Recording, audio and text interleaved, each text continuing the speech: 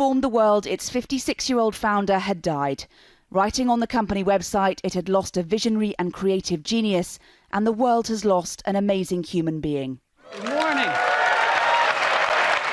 It was a company Jobs remained dedicated to, even while suffering from pancreatic cancer, returning from sick leave to introduce the iPad 2 earlier this year. We've been working on this product for a while, and I just didn't want to miss today, so...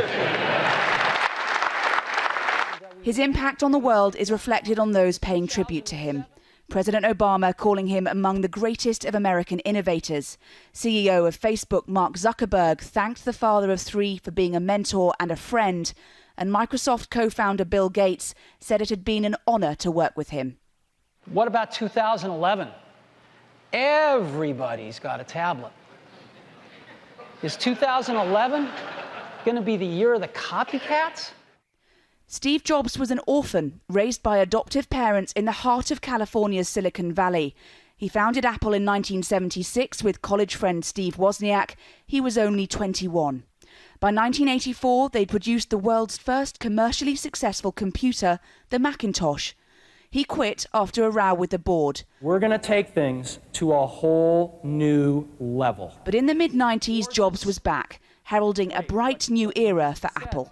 The launch of the iPod and iPhone followed, making it one of America's biggest, most profitable names. When he was unveiling a new product, the excitement was absolutely incredible and totally unlike anything else in the world of technology. The way that he controlled the marketing agenda was a crucial part in getting Apple to where it is now. In 2004, Jobs revealed he had pancreatic cancer, but secrecy surrounding his health continued. When a Newswire service accidentally published an obituary in 2008, he did his best to laugh it off. I just wanted to mention this.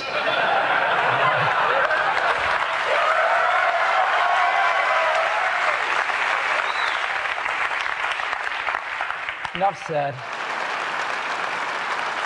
Despite having a liver transplant in 2009, Jobs was forced to take indefinite sick leave at the start of this year, eventually resigning as chief executive. But the company kept on innovating. Just days ago, new CEO Tim Cook launched Apple's latest offering. At Steve Jobs' home in California, fans laid flowers. Tributes too at Apple stores like this one in Santa Monica. A recognition of the unique abilities of a man who changed the way we think about and use technology. Hannah Thomas-Peter, Sky News, Los Angeles. All of this happened in the early hours of the morning British time in Los Angeles. There is Hannah Thomas-Peter to bring us up to date. Hannah. Well, Steve Jobs is being remembered as a man who is almost unique in his ability to know, to see what people really wanted and needed and what they would pay for, crucially, before even they did. So there are tributes coming in from around the world, those fans whose habits he changed, whose industries he revolutionised, from New York to Sydney and particularly here in California. And there's already far too many tributes coming in from global leaders and politicians for me to fit into my report. Mayor Michael Bloomberg from New York, for example, saying that Steve Jobs should be remembered alongside Einstein and Edison. So there is this real sense of sadness that the founder, the co-founder of this iconic American brand, so iconic that it's instantly recognizable just by its symbol, is now gone. But there is also some reflection that Steve Jobs was a family man. He had a wife and children, and they were by his side when he died after a long battle against pancreatic cancer. He was at his home in Palo Alto in Northern California. Hannah, thank you very much indeed. In the studio with me now, the entrepreneur Michelle Mone and LBC talk show host James Whale, who yourself, as a young man, younger than Steve Jobs, had cancer. 49, I was diagnosed with kidney cancer, and it's very sad.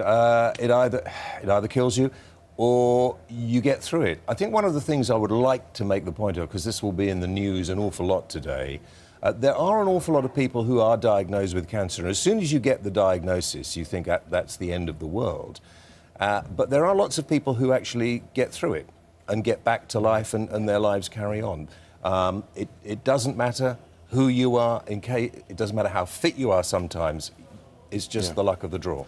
And Michelle, it's interesting, you know, from your point of view, running your own business, how he and what he devises and what he sees through to the production line affects so many people. Did it affect you? Yeah, absolutely. I mean, the office is covered in Macs and, you know, iPhone and iPads. I mean, for me, he's just one of the best entrepreneurs in the world we'll ever see, and a total genius creatively and just running that team, and really inspiring, and a sad, sad loss. Yeah. Well,